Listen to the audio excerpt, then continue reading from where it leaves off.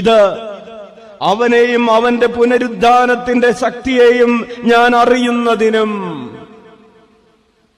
ക്രിസ്തുവിനെ അറിയണമെങ്കിൽ ഇങ്ങനെ ചില ഇരുട്ടുകൾ നിന്റെ മനസ്സിൽ വേണം. ഈ ലോകത്തിന്റെ കണക്കുകളിൽ മാത്രം നീ വ്യാപരിച്ചാൽ നിനക്ക് ക്രിസ്തുവിനെ അറിയാനുള്ള വെളിച്ചം കിട്ടില്ല. ഈ ലോകത്തിലുള്ളത് വലുതാണെന്ന് കരുതി നീ പിടിച്ചുകൊണ്ടിരുന്നാൽ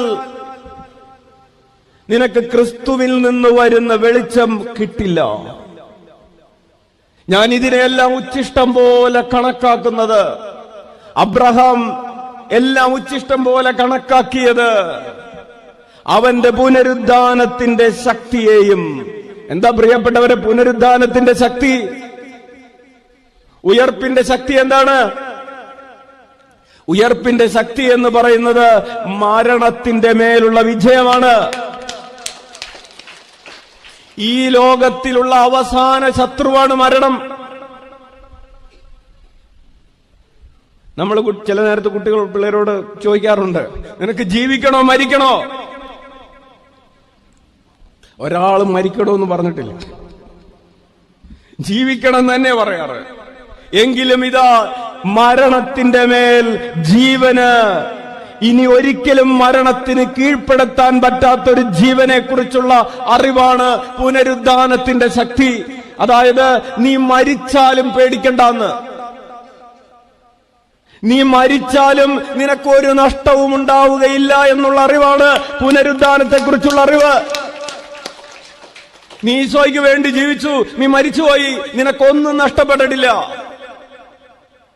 നീ ഈശോയ്ക്ക് വേണ്ടി ജീവിച്ചു, അവർ നിന്നെ കൊന്നുകളഞ്ഞു, നിനക്കൊന്നും നഷ്ടപ്പെട്ടിട്ടില്ല. നിന്റെ ഒരു മുടിയിഴ പോലും നഷ്ടപ്പെട്ടിട്ടില്ല. തല പോയി,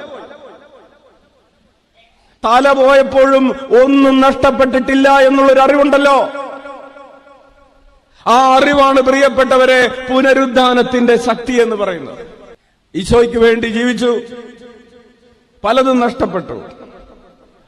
പക്ഷേ നിനക്ക് പുനരുദ്ധാനത്തിന്റെ ശക്തി അറിയാമെങ്കിൽ പൗലോസ് പറയാണ്, അവന്റെ പുനരുദ്ധാനത്തിന്റെ ശക്തിയെയും ഞാൻ അറിയുന്നതിനും അവന്റെ സഹനത്തിൽ പങ്കുചേരുന്നതിനും അവന്റെ മരണത്തോട് താതാത്മ്യപ്പെടുന്നതിനും വേണ്ടിയാണ് ഈ ലോകത്തിലുള്ളതെല്ലാത്തിനെയും ഞാൻ ഉച്ഛിഷ്ടം പോലെ കരുതുന്നത്.